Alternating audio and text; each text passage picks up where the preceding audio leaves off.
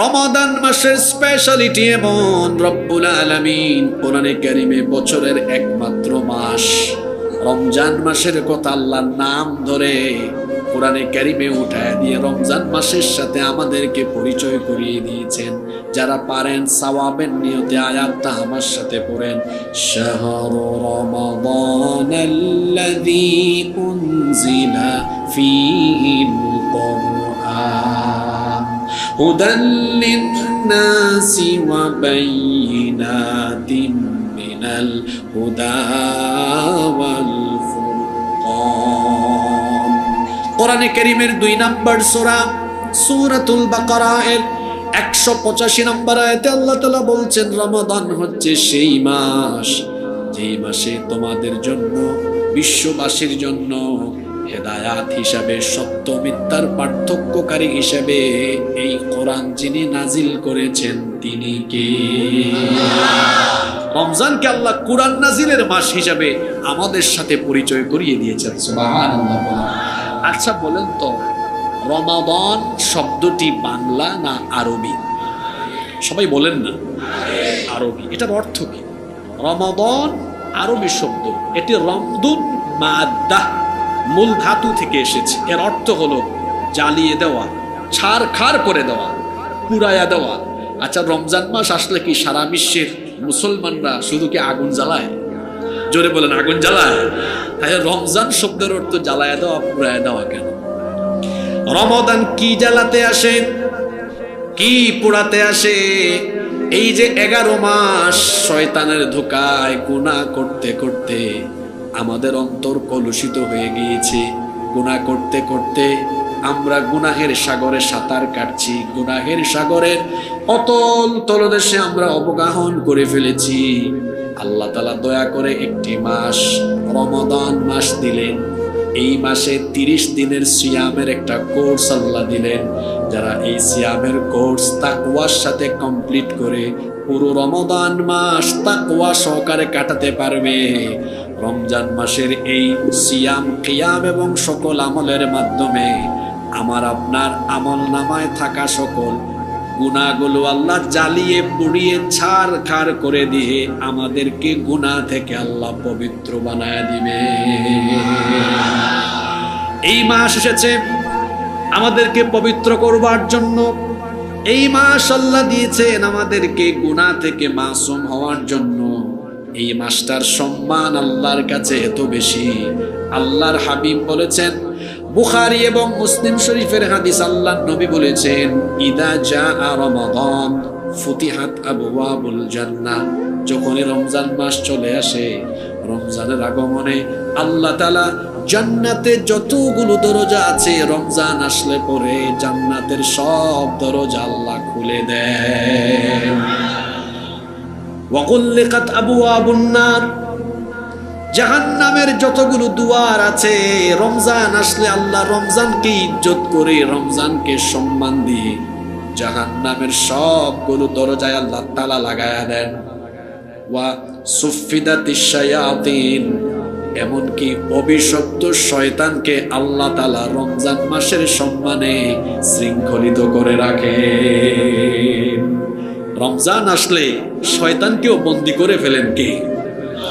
এই রমজান আসলে শয়তানকে কি করা হয়? তো শয়তান যদি বন্দী থাকে, এই ব্যবসায়ী বেটা শয়তানি করে ফেলে। আরো অনেক মানুষ আছে শয়তানি করে না। আসলে এই হাদিসে যে শয়তানের কথা বলা হয়েছে ওইটা মানুষ না, ওইটা জিন শয়তান।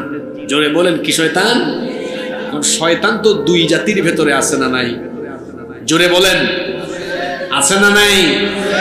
আপনাদের পরিচিত সূরা সবার মুখস্থ আছে, আপনারা সবাই এই আয়াতগুলো মুখস্থ পারেন। আমার সাথে একটু তেলাওয়াত করেন। আল্লাযী ইউওয়াসওয়িসু ফি সুদুরিন নাসি মিনাল জিন্নাতি ওয়ান নাস। মানুষের অন্তরে প্ররোচনা দানকারী শয়তান 2 জাতির ভেতরে আছে, মিনাল জিন্নাতি, জিন, ওয়ান নাস, এবং মানুষের ভেতরে। রমজান মাসে যেটারে বন্দী করা হয় ওইটা জিন শয়তান। জোরে বলেন, কি শয়তান? কিন্তু মানুষের মধ্যে কিছু লোক আছে যাদেরকে শয়তান টার্গেট করে তার মুরিদ বানিয়েছে, তার খলিফা বানিয়েছে। শয়তান রমজানের আগে তার খলিফা আর মুরিদদেরকে দায়িত্ব দিয়ে যায়, দেখ আমি তো বন্দী হয়ে যাব, কিন্তু আমার খেলাফতি তোরা চালায়া যাস। সুতরাং রমজান মাসেও যারা শয়তানি বদমাশি বন্ধ করতে পারে না, এরা হলো মানুষরূপী আস্ত একটা শয়তান। এরা হলো আল্লাহর জমিনে শয়তানের খলিফা। কথা কি বোঝা যায়? সম্মানিত উপস্থিতি, রমজান মাসের কথা বলছিলাম। এই মাস আসতেছে আমাদের সামনে। আল্লাহুম্মা বাল্লিগনা রমাদান, হে আল্লাহ আমাদেরকে রমজান পর্যন্ত পৌঁছায় দেন। জোরে বলেন আমিন। শুনেন, আমার দিকে তাকান তো। গত বছর আপনাদের এলাকায় এমন বহু মানুষ ছিলেন রমজান মাস পাইছিলেন, এবছর রমজান আসার আগেই দুনিয়া ছেড়ে চলে গেছেন। এরকম কিছু মানুষ আছে না নাই? আহারে আমার আব্বাজানরা, ভাইজানরা, তাকান এদিকে। কেউ জানি না আমরা আর জীবনে কোনোদিন আমরা রমজান মাস পাই কিনা।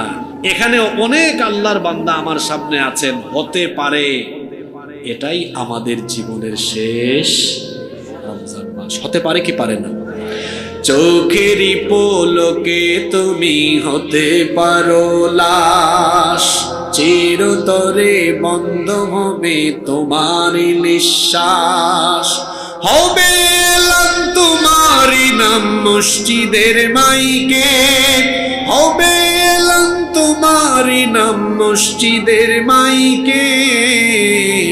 বাড়িওয়ালা নাই রে, বাড়ি নাই রে দুনিয়াতে, বাড়িওয়ালা নাই রে, বাড়ি নাই রে দুনিয়াতে, বাড়িওয়ালা নাই রে, বাড়ি নাই রে দুনিয়াতে, বাড়িওয়ালা নাই রে, বাড়ি নাই রে দুনিয়াতে।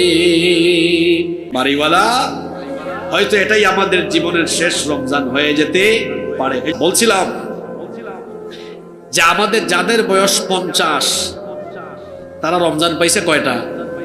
জোরে বলেন কয়টা? 50টা। তো 50টা পাইয়া অত চরিত্র বদলায় না। সেই চোর চুরি রয়েছে, সেই মিথ্যাবাদী মিথ্যাবাদী, সেই গিবতখুর গিবতখুর, এখনো আগের মতো পাপ করে পাপী। তাহলে বোঝা গেল ওই ব্যক্তি রমজানকে যথাযথভাবে মূল্যায়ন করতে পারে। রমজানকে কাজে লাগানোর জন্য প্রস্তুতি নেওয়া দরকার। আপনাদের কষ্ট হচ্ছে? আমার দিকে তাকান। এই যে এটা উঠতেছে ঘুরতেছে, এটা উড়ার জিনিস, উড়ে একটু পরে বন্ধ হয়ে যাবে। ওইটার দিকে তাকায় লাভ আছে? আপনারা যেদিকে তাকানো দরকার, মনোযোগী হওয়া দরকার, সেদিকে মনোযোগী হন। এই যে রমজান মাস সামনে চলে এসেছে, এই মাসটার সম্মান আল্লাহর কাছে এত বেশি। এখন তো রমজান মাস না, তাই না? শাবান মাস। এখন আপনি যত নেকামল করবেন, আল্লাহ তাআলা এই মাসগুলোতে, রমজান ছাড়া অন্য মাসে নেকামল গুলোতে একরকম করে নেকি দেন, আর রমজানে আরেক রকম দেন। সুবহানাল্লাহ পড়বেন না?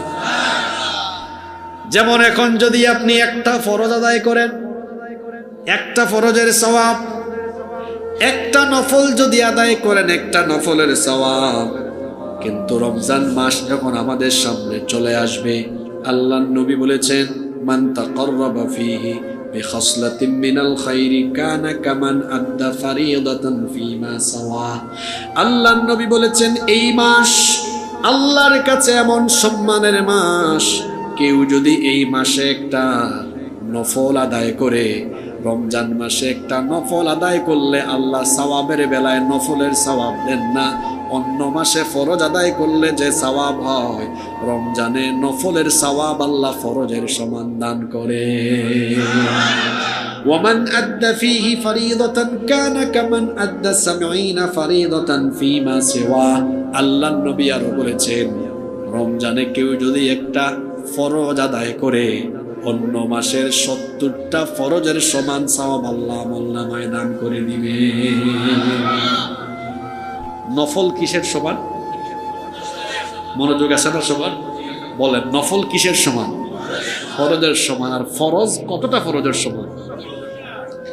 যাদের একটু টাকা পয়সা আছে, রমজান মাসে আল্লাহর বাড়ি চলে যান, একটু উমরা করে আসেন। কারণ রাসূল বলেছেন, যে ব্যক্তি রমজানে একটা উমরা আদায় করবে, কানা মাই, আল্লাহর নবী বলেছেন, যে ব্যক্তি রমজান মাসে একটা ওমরা আদায় করবে, সেই ব্যক্তি আমার সাথে হজ আদায় করার সমান সওয়াব পেয়ে যাবে। আবার এই মাস এমন এক মাস, এই মাসের একদম শেষের দিকে আল্লাহ একটা রাত দিয়েছেন। একটা রাত হলো 1000 মাসের চাইতে উত্তম। বলেন তো দেখে সেই রাতটার নাম কি? আরো জোরে বলেন, রাতটার নাম কি?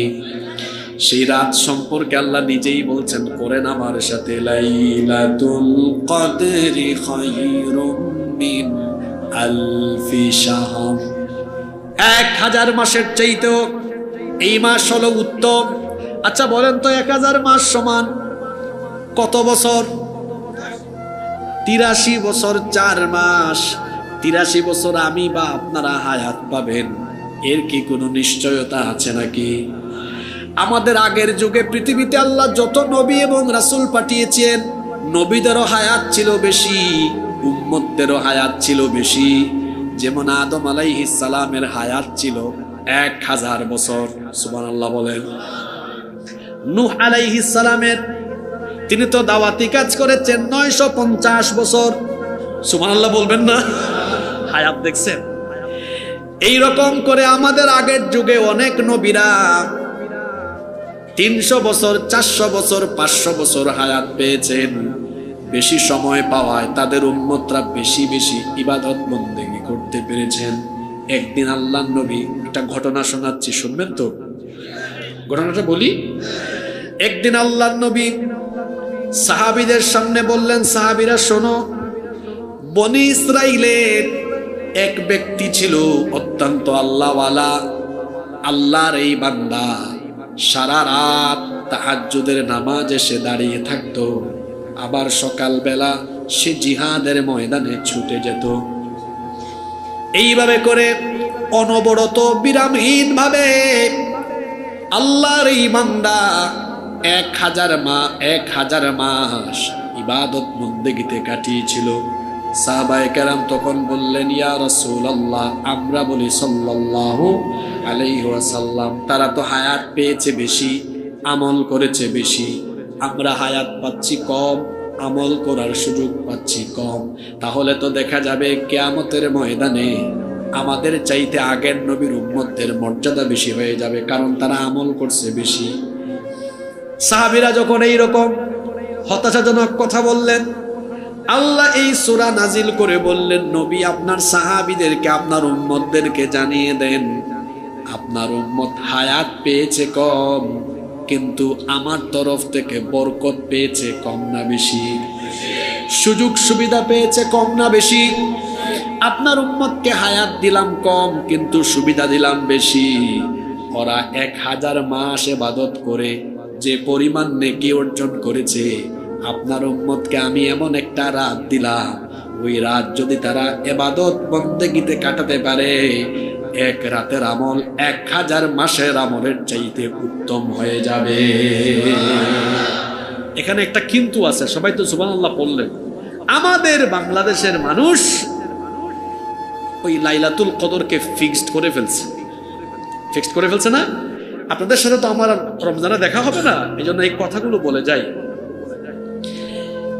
ফিক্সড করে ফেলেছে 26 দিবাগত রাত, মানে 27-এর রাতটা আর কি। কিন্তু না, রসুল এবং তার সাহাবীরা ফিক্সড করতেন না, বরং রমজানের শেষ দশকের প্রত্যেকটা বেজুর রাতে তারা লাইলাতুল কদর তালাশ করতেন। তাহলে বেজুর রাত কি? মা বোনরাও শুনবেন, রমজানে আপনাদের চেয়ে মা বোনরা অনেক বেশি আমল করে। বেজুর রাত কোনগুলো? 21, 23, 25, 27, 29। কয়টা রাত হইল? 5টা রাত। কয়টা রাত? আমার বাবারা, আমার ভাইরা বলেন, একটু কথা দেন, এই 5টা রাত জেগে তাহাজ্জুদ, তেলাওয়াত, জিকির, আজকার, ইস্তেগফার করতে পারবেন? পারবেন? কি লাভ হবে শুনেন। একটানা 83 বছর 4 মাস আমল করলে যে সওয়াব পাবেন, আচ্ছা 5টা রাতে যদি আমি কদরের উদ্দেশ্যে কাটাই, লাইলাতুল কদর আমারে রেখে যাওয়ার সম্ভাবনা আছে? কোনো সম্ভাবনা নাই। আমার নসিব যদি হয় লাইলাতুল কদর, তার মানে 1000 মাসের নেক আমলের সমান নেকি আল্লাহ আমার আমল নামায় দান করবে। আপনারা কি শেষ দশকটা এরকম কাটাবেন? কিন্তু বাংলাদেশে দেখা যায় প্রথম 20 দিন মোটামুটি ইবাদত করে, শেষের 10 দিন শুধু নাটোরে, রাজশাহীতে, ঢাকায় শপিং আর মহিলাদের ঠেলায় তখন রমজান মাসে। হায় বাপরে বাপ। আমি জানি না আপনাদের নাটোরের কি অবস্থা, এরকম হয় কিনা। শোনেন, যাদের শপিং বাকি আছে আমি আজকে বললাম, ওই সামনে 1 তারিখ বেতন পাইলে 2 তারিখ সেরে ফেলবেন, আর টাকা থাকলে এই 2-4 দিনে সেরে ফেলেন। রমজান মাসে বাড়ির বাইরে যাবেন না, পুরা মাস ইবাদতে কাটাবেন ইনশাআল্লাহ। এখন আসেন, রমজানের তো অনেক ফজিলতের কথা বললাম। এখন রমজান মাসে আপনারা যারা রোজা পালন করবেন, এই রোজারও তো ফজিলত আছে। আল্লাহর নবী বলেছেন, কুল্লু আমাল ইবনি আদম লাহু ইল্লা সিয়াম। এটা হাদিসে কুদসি আল্লাহ তাআলা বলেছেন, আদম সন্তানের সকল আমল তার জন্য, ইল্লা সিয়াম, কিন্তু রোজা শুধু আমার জন্য। আল্লাহ তাআলা বলেছেন, আস-সাওমু লি। যারা রোজা রাখে এরা মানুষকে দেখাবার জন্য রাখে না। আচ্ছা বলেন তো, সারাদিন না খায়া কি মানুষ দেখাবার জন্য কোনো পাগলেও থাকে নাকি? আল্লাহকে খুশি করার জন্যই রোজা রাখে। এজন্য আল্লাহ তাআলা বলেছেন, আস-সাওমু লি, রোজা হলো আমার জন্য, ওয়া আনা আযীবি, রোজার পুরস্কার আমি দেব। অর্থাৎ অন্যান্য সকল আমলের পুরস্কার কিয়ামতের দিন আল্লাহ ফেরেশতাদের মাধ্যমে দেবেন, কিন্তু রোজার পুরস্কার আল্লাহ রোজাদারদেরকে আল্লাহ নিজের হাতে রোজাদারকে দিবে। আল্লাহ নিজের হাত দিয়ে দিবেন, সুবহানাল্লাহ পড়বেন। শুধু তাই নয়,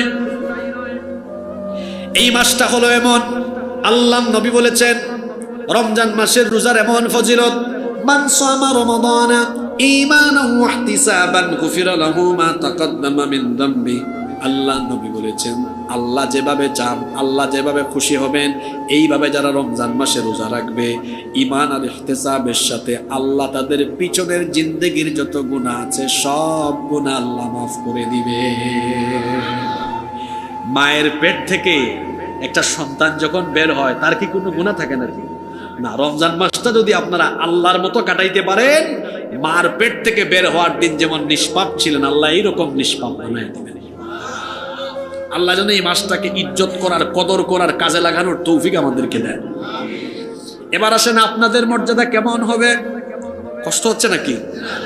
আপনাদের সম্মান কেমন হবে? এতক্ষণ তো রমজান মাসের সম্মান বললাম, আপনাদের সম্মান আল্লাহর কাছে কেমন হবে? আপনারা যারা রমজান মাসকে কাজে লাগাবেন, শুনেন, আল্লাহর নবী বলেছেন, ইন্না ফিল জান্নাতি বাবাই ইউকালু লাহুর রায়্যান। আমরা তো জানি জান্নাতের মধ্যে মোট দুয়ার আছে কয়টা? আরো জোরে বলেন, কয়টা? জান্নাতের দরজার সংখ্যা কয়টা? আরো জোরে, কয়টা? আল্লাহ নবী বলেছেন, ইন্না ফিল জান্নাতি বাবাই ইউকালু লাহুর রায়্যান। নিশ্চয়ই জান্নাতের মধ্যে একটি দরজা আছে, তার নাম হলো রায়্যান। ইয়াদখুলু মিনহুস সাইমুনা ইয়াওমাল কিয়ামাহ। কিয়ামতের ময়দানে শুধুমাত্র রোজাদারেরা ওই রায়্যান নামক দরজা দিয়ে জান্নাতে ঢুকবে। তাহলে রোজাদারদেরকে আল্লাহ যে দরজা দিয়ে জান্নাতে ঢুকাবেন, জোরে বলেন তো সেই দরজার নাম কি? শুধু তাই নয়, আপনাদের সম্মান আল্লাহর কাছে কত বেশি শোনেন। দেখবেন রমজান মাস আসলে পরে সেই যে ভোর রাতে সাহরি খাইলেন আর আপনি ইফতার করবেন, সেই সন্ধ্যা বেলায় দেখা যায় সারাদিন উপবাসে থাকার কারণে পেটটা খালি হয়ে যায়। খালি পেটে থাকার কারণে রমজান মাসে দেখবেন দুপুর বেলা, বিকেল বেলা রোজাদারের মুখ থেকে এক ধরনের গন্ধ বের হয়। আল্লাহ নবী বলেছেন, রোজাদারের মুখ থেকে যে গন্ধ বের হয়, এটাও আল্লাহর কাছে কত প্রিয়। শোনো, বুখারী এবং মুসলিম শরীফের হাদিস, আল্লাহর নবী বলেছেন, ওয়াল্লাযী নাফসি বিয়াদিহি, আল্লাহর কসম, সেই সত্তার কসম যার হাতে আমার প্রাণ, লাখুলুফু ফামিস সাইমি আতয়াবু ইনদাল্লাহি মির রিহিল মিস্ক। আল্লাহর নবী বলেছেন, রোজাদার রোজা রাখার কারণে তার মুখ থেকে যে গন্ধ বের হয়, রোজাদারের মুখের গন্ধ আল্লাহর কাছে মিশকে আম্বরের চাইতেও আরো বেশি পবিত্র।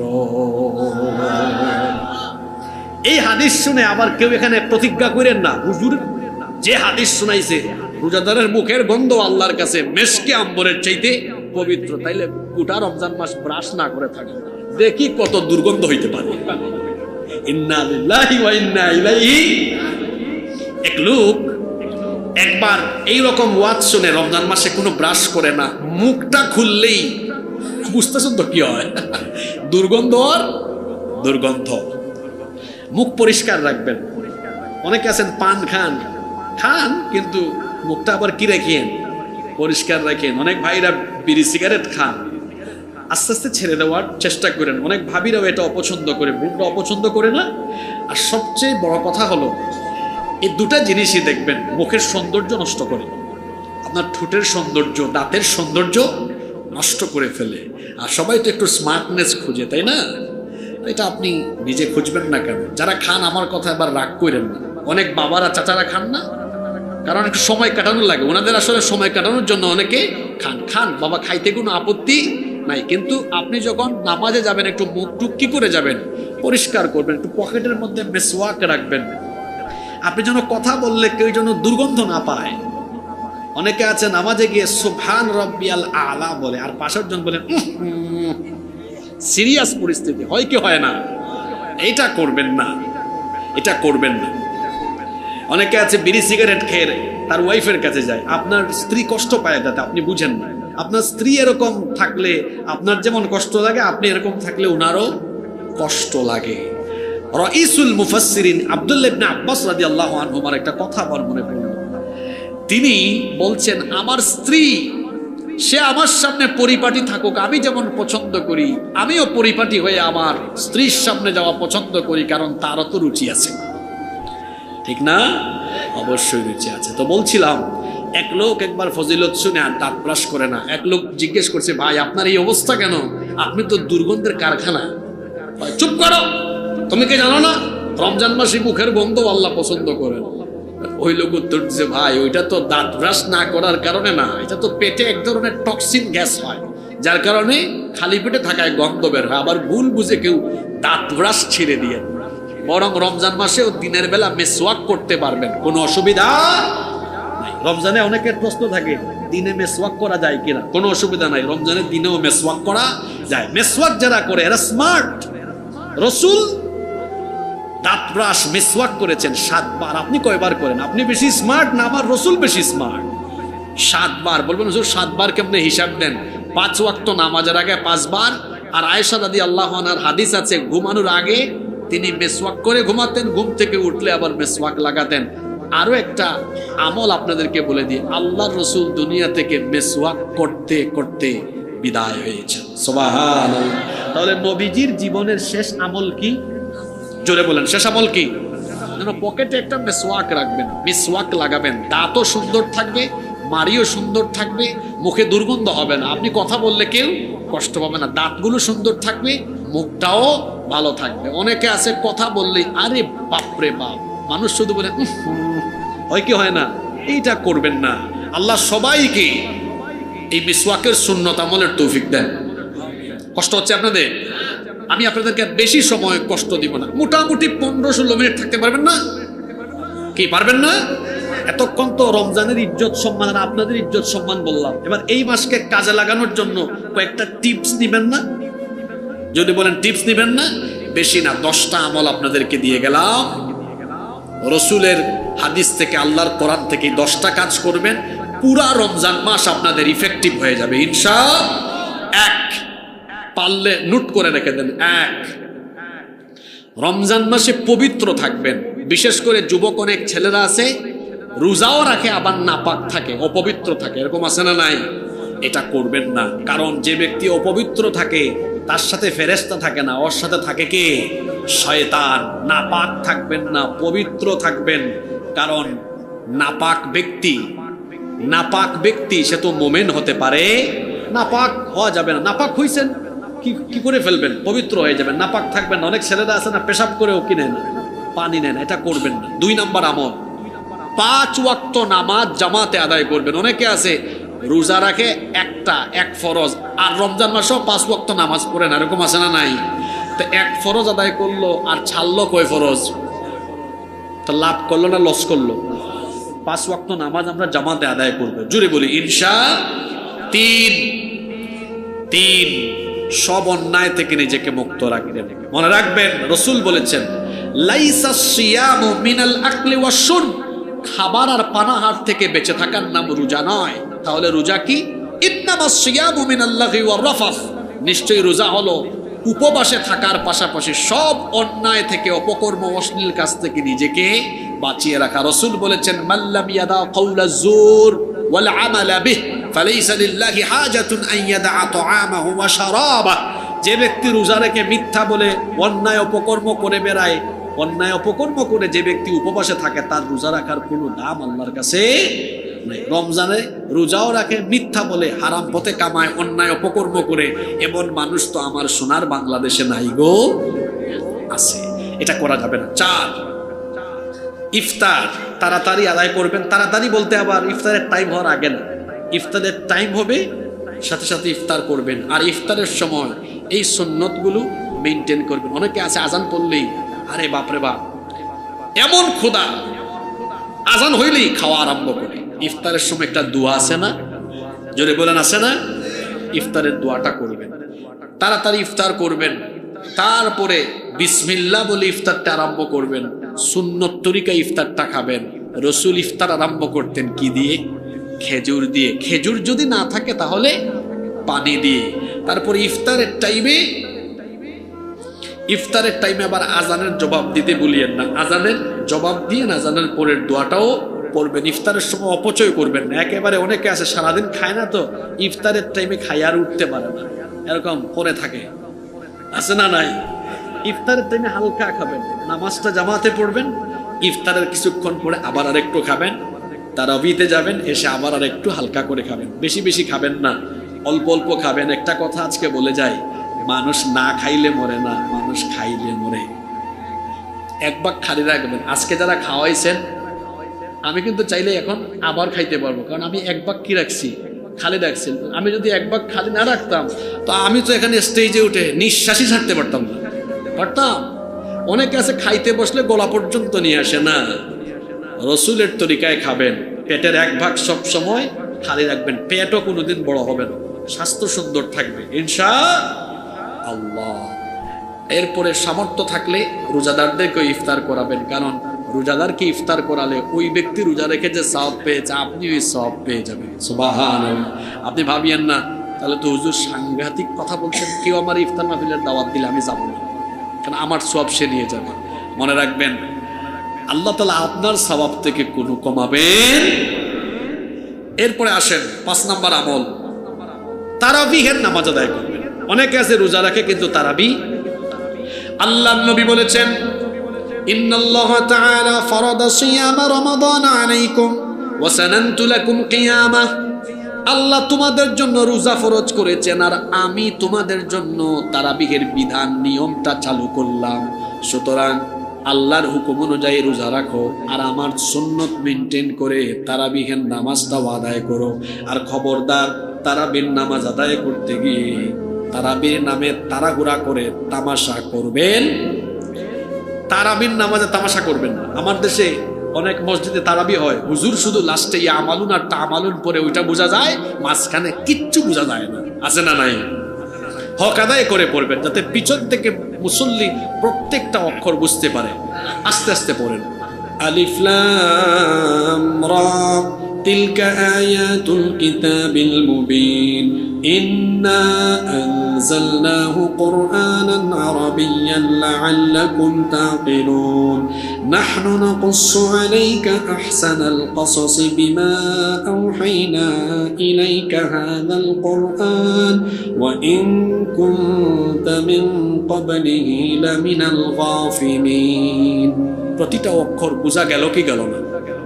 এইভাবে হক আদায় করে তারাবির নামে স্পিডে, দ্রুত গতিতে কোরআন তেলাওয়াত করে তারাবির নামে তামাশা করবেন না, আল্লাহর কালামের সাথে বেয়াদবিও করবেন না। 6 নম্বর আমল, সাহরি সুন্নত তরিকায় খাবেন। রাসূল সাল্লাল্লাহু আলাইহি ওয়াসাল্লাম সাহরিতেও একটু খেজুর খেতেন, সুযোগ থাকলে খাবেন। আর সাহরির এই টাইমটাকে 7 নম্বর আমল, তাহাজ্জুদের মাধ্যমে কাজে লাগাবেন। সারা বছর তো পড়তে পারেন না, রমজান মাসে যেহেতু উঠেন, একটু আধা ঘন্টা আগে উঠে তাহাজ্জুদ পড়বেন, কারণ তাহাজ্জুদের এই টাইমে বান্দার জন্য রহমতের দুয়ার খুলে দেন কে? রাত হইছে না এখন? সবার বাড়ির দরজা বন্ধ না খোলা? জোরে বলেন। এই রাতের বেলা একজনের দুয়ার বান্দার জন্য খোলা আছে, তিনি কে? জোরে বলেন, তিনি কে? তাহাজ্জুদের আমলটা করবেন। ৮, রমজান কিসের মাস? কোরআনের মাস। বেশি বেশি কোরআন তেলাওয়াত করবেন। পুরা কোরআনটা একবার তিলাওয়াত করার চেষ্টা করবেন। একটা টেকনিক দিয়ে যাই, কেমন কিভাবে পারবেন? অনেকে চাকরি করেন, ব্যবসা করেন, সময় তো পান না। দেখেন একটা টেকনিক দেই। প্রত্যেক পাড়ায় আছে 20 পৃষ্ঠা। কত পৃষ্ঠা? প্রতিদিন নামাজ কয় ওয়াক্ত? 5 ওয়াক্ত। প্রত্যেক 5 ওয়াক্ত নামাজের পরে ইফতারের টাইমে টায়ার্ড থাকেন তো ওই নামাজটা বাদ দেন, মাগরিব। বাকি 4 নামাজ বাদ দেন না, মানে নামাজ পড়বেন কিন্তু ওই টাইমে তেলাওয়াতটা বাদ দেন, একটু ইস্তেরাহাত, একটু আরাম করেন। বাকি আছে কয় ওয়াক্ত? 4 ওয়াক্ত। প্রতি ওয়াক্ত নামাজে মাত্র 5 পৃষ্ঠা করে পড়েন। 4 5 20, 20 হয়ে গেছে না? তাহলে এইভাবে আপনি 30 দিনে পুরা 30 পারা শেষ করতে পারবেন ইনশাআল্লাহ। 9 নম্বর, একটু দান সৎকা করবেন। রমজানে 1/70। রাসূল সাল্লাল্লাহু আলাইহি সাল্লাম রমজানে সবচেয়ে বেশি দান সৎকা করেছেন, সুবহানাল্লাহ। 10 নম্বর, বেশি বেশি এই মাসে ইস্তেগফার করবেন, কারণ ইস্তেগফার হচ্ছে নবীজির অন্যতম সুন্নাহ।